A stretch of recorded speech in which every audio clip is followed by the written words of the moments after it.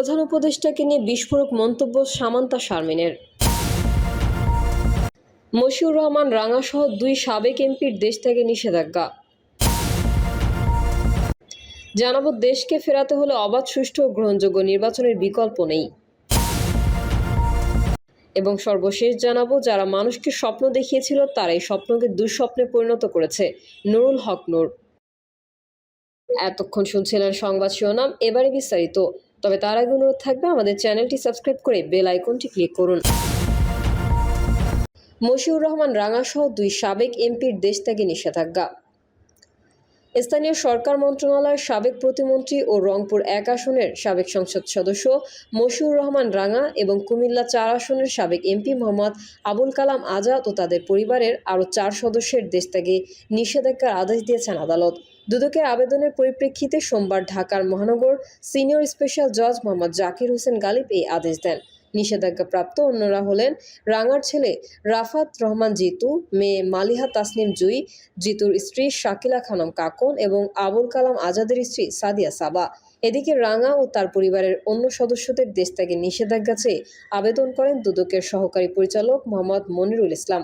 আবেদনে বলা হয়, রাঙা ও তার পরিবারের সদস্যদের বিরুদ্ধে পদবি ব্যবহার করে প্রভাব খাটিয়ে বিভিন্ন উৎস হতে বা অবৈধ উপায়ে অর্থ উপার্জনপূর্বক মানি লন্ডারিং প্রতিরোধ আইনে সম্পৃক্ত অপরাধ করাসহ নিজ নামে ও পরিবারের সদস্যদের নামে জ্ঞাত আয় বহির্ভূত সম্পদ অর্জনের অভিযোগের অনুসন্ধান চলমান রয়েছে। মশিউর রহমান রাঙা ও তার পরিবারের সদস্যদের নামে দেশের বিভিন্ন স্থানে জ্ঞাত আয় বহির্ভূত সম্পদ রয়েছে। তারা স্থাবর ও অস্থাবর সম্পদ হস্তান্তর করতে বিদেশে পালিয়ে যাওয়ার চেষ্টা করছেন মর্মে অনুসন্ধানকালে বিশ্বস্ত সূত্রে জানা গেছে। তারা বিদেশে পালিয়ে গেলে অনুসন্ধান কার্য ব্যাহত হওয়ার সম্ভাবনা রয়েছে। এই অভিযোগের সুষ্ঠু অনুসন্ধানের স্বার্থে তাদের বিদেশ গমনে নিষেধাজ্ঞা প্রদান করা একান্ত প্রয়োজন। অপরদিকে আবুল কালাম আজাদ ও তার স্ত্রীর দেশ থেকে নিষেধাজ্ঞার আবেদন করেন আরেক সহকারী পরিচালক এস.এম. রাশেদুল হাসান। আবেদনে বলা হয়, সাবেক সংসদ সদস্য আবুল কালাম আজাদের বিরুদ্ধে নানাবিধ অনিয়ম ও দুর্নীতির মধ্যে অবৈধ সম্পদ অর্জনের অভিযোগ অনুসন্ধানীয় রয়েছে। অভিযোগটি অনুসন্ধানকালে তার ও তার উপর নির্ভরশীল ব্যক্তিবর্গের নামে অবৈধ উপায়ে নিজ এলাকায় কৃষি জমি, ফ্ল্যাট, প্লট ক্রয় এবং তার নামে বিপুল পরিমাণ অস্থাবর রয়েছে মর্মে জানা যায়। তারা স্বার্থ সংশ্লিষ্ট কোম্পানি বা প্রতিষ্ঠানসমূহের নামে অবৈধভাবে অর্জিত সম্পত্তি হস্তান্তর করত বিদেশে পালিয়ে যাওয়ার চেষ্টা করছেন মর্মে বিশ্বস্ত সূত্রে জানা যায়। তারা বিদেশে পালিয়ে গেলে অনুসন্ধান কার্যক্রম দীর্ঘায়িত বা ব্যাহত হওয়ার সম্ভাবনা রয়েছে। অভিযোগের সুষ্ঠু অনুসন্ধানের স্বার্থে তাদের বিদেশ গমনে নিষেধাজ্ঞা প্রদান করা একান্ত প্রয়োজন। দেশকে ফেরাতে হলে অবাধ, সুষ্ঠু ও গ্রহণযোগ্য নির্বাচনের বিকল্প নেই। গণঅভ্যুত্থানে ফ্যাসিস্ট হাসিনার পতনের পর স্বাভাবিকভাবেই বৃহৎ গণমুখী দল বিএনপির উপর দায়িত্ব এসে পড়েছে। এখন ফ্যাসিস্ট আওয়ামী লীগকে প্রতিহত করার পাশাপাশি দেশকে গণতান্ত্রিক ধারায় ফিরিয়ে আনা দলটির জন্য চ্যালেঞ্জ হয়ে দাঁড়িয়েছে। এই ধারায় দেশকে ফেরাতে হলে অবাধ, সুষ্ঠু ও গ্রহণযোগ্য নির্বাচনের বিকল্প নেই। সমস্যা হয়ে দাঁড়িয়েছে এই নির্বাচন নিয়েই এখন টালবাহানা শুরু হয়েছে। হাসিনার পতনের পর বিপুল জনসমর্থন নিয়ে এবং বিশ্বজুড়ে গ্রহণযোগ্য ডক্টর মোহাম্মদ ইউনূসের নেতৃত্বাধীন যেই অন্তর্বর্তী সরকার গঠিত হয়, সবাই আশা করেছিল হাসিনার ভেঙে দেওয়া রাষ্ট্রকাঠামো ও তলানিতে রেখে যাওয়া অর্থনীতিকে তার সরকার দ্রুত মেরামত ও সংস্কার করে দেশকে একটি অবাধ, সুষ্ঠু ও গ্রহণযোগ্য নির্বাচন আয়োজন করে স্থিতিশীলতা ফিরিয়ে আনতে উদ্যোগী হবে। মানুষের সেই আশা এখনও পূর্ণ হয়নি। নির্বাচন এক ধরনের গোলকধাঁধার মধ্যে ঘুরপাক খাচ্ছে। উল্লেখ করা প্রয়োজন, অন্তর্বর্তী সরকার একটি জরুরি পরিস্থিতির সরকার। এই সরকার দীর্ঘদিন চলতে পারে না। তার স্থায়িত্ব যেমন স্বল্প, তেমনি দায়িত্ব অনেক। অবশ্য হাসিনার মতো ভয়ঙ্কর শাসকের পতনের পর বিধ্বস্ত পরিস্থিতিতে নতুন কোনো অরাজনৈতিক সরকারের দায়িত্ব পালন কঠিন এবং চ্যালেঞ্জের। ইউনূস সরকার দায়িত্ব নেওয়ার পরপরই ফ্যাসিস্ট হাসিনা ও তার প্রভু মোদি যৌথভাবে তাকে ফেলে দিতে নানা ষড়যন্ত্র চক্রান্ত করেছে। তাদের দোসরদের দিয়ে বিভিন্ন দাবি দেওয়ার নামে নানামুখী আন্দোলন করেছে। সে সময় ছাত্র জনতা, বিএনপি ও অন্যান্য রাজনৈতিক দলের নেতাকর্মীরা তা রুখে দিয়েছিল। বিশেষ করে বিএনপির ভারপ্রাপ্ত চেয়ারম্যান তারেক রহমানের নির্দেশে দলটির নেতাকর্মীরা নিঃশর্ত সমর্থন দিয়ে আগলে রেখে সরকারের চলার পথ মসৃণ করে দেয়। সরকার রাষ্ট্র কাঠামো ঠিক করার জন্য শুরুতে 6টি, পরে আরও 5টি সংস্কার কমিশন গঠন করে কাজ শুরু করে। ডক্টর ইউনূস জাতির উদ্দেশ্যে দেওয়া তার প্রথম ভাষণে 6টি কমিশনের প্রতিবেদন 3 মাসের মধ্যে দেওয়ার নির্দেশ দেন।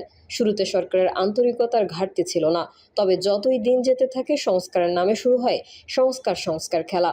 এর মধ্যে একাধিক স্বার্থান্বেষী মহল যারা নির্বাচন চায় না, তারা এই সরকারকে 5 বছর, 10 বছর কিংবা ডক্টর ইউনূস যতদিন বেঁচে থাকবেন ততদিন ক্ষমতায় থাকুক এই জিকির শুরু করে। সরকারের মধ্যেও দীর্ঘ সময় ক্ষমতায় থাকার প্রবণতা দেখা দেয়। এর পেছনে ইন্ধন দেয় জামায়াতে ইসলামী, নবগঠিত এনসিপি ও কিছু ইসলামী দল। এর কারণ, জামায়াত ইসলামী সরকার শুরু থেকেই পরিমরি করে বিভিন্ন মন্ত্রণালয়, প্রশাসন ও পাবলিক বিশ্ববিদ্যালয় সহ সর্বত্র তাদের লোকজন দিয়ে দখলে নিয়ে নেয়। অন্যদিকে এনসিপি সরকারের পৃষ্ঠপোষকতায় কিংস পার্টি হিসেবে গড়ে ওঠে। এখন দেশব্যাপী দলটির যে জুলাই পদযাত্রা চলছে, যেখানেই যাচ্ছে সেখানেই যে সরকারি প্রোটোকল পাচ্ছে। পুলিশ, র্যাব, সেনাবাহিনী দিয়ে নিরাপত্তা নিয়ে তারা পথসভা করছে। বোঝাই যায় তারা ক্ষমতা উপভোগ করছে। অন্য কোনো দলের ক্ষেত্রে এমন সরাসরি প্রোটোকল বা সরকারি প্রোটোকল দেখা যায় না। সরকার যে এনসিপিকে বুক দিয়ে আগলে রেখেছে তা স্পষ্টতই দেখা যাচ্ছে। জামায়াত ইসলামী ও এনসিপি যেখানেই পরোক্ষ ও প্রত্যক্ষভাবে ক্ষমতা উপভোগ করছে, সেখানে তারা নির্বাচন চাইবে না, এটাই স্বাভাবিক। অন্যদিকে তাদের শক্তিকে বলীয়ান হয়ে সরকারও ক্ষমতায় মজা পেয়ে গেছে। ফলে সে এই দুই রাজনৈতিক শক্তিকে অগ্রাধিকার দিয়ে সংস্কারের নামে নির্বাচন বিলম্ব করার কৌশল নিয়েছে। সংস্কার কমিশন বিএনপি সহ সব রাজনৈতিক দলকে দাওয়াত দিয়ে চা নাস্তা খাইয়ে নিজেরাও আরামায়েশে একের পর এক মিটিং করে যাচ্ছে।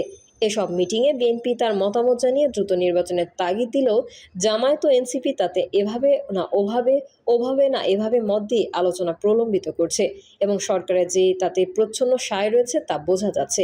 কারণ নির্বাচন হলেই সরকার, জামায়াত, এনসিপি এই ত্রিচক্রের ক্ষমতা উপভোগের দিন শেষ হয়ে যাবে। প্রিয় দর্শক, এই ছিল এখনকার সর্বশেষ সংবাদ। আপডেট সহ সংবাদ পেতে চ্যানেলটি সাবস্ক্রাইব করে বেল আইকনটি ক্লিক করুন। কমেন্টে আপনার মতামত জানিয়ে আমাদের সাথেই থাকুন। ধন্যবাদ সবাইকে। আল্লাহ হাফেজ।